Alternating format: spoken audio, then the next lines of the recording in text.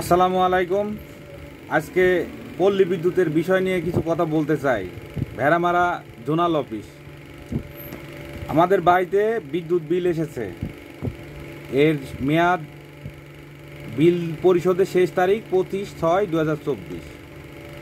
Life line 4 টাকা 63 পয়সা, প্রথম ধাপ 5 টাকা 26 পয়সা, দ্বিতীয় ধাপ 7 টাকা 20 পয়সা, তৃতীয় ধাপ 7 টাকা 59 পয়সা, চতুর্থ ধাপ 8 টাকা 02 পয়সা, পঞ্চম ধাপ 12 টাকা 67 পয়সা, ষষ্ঠ ধাপ 14 টাকা 61 পয়সা। আরও ধাপ কয়েকটা বাড়ান, সমস্যাটা কোথায়?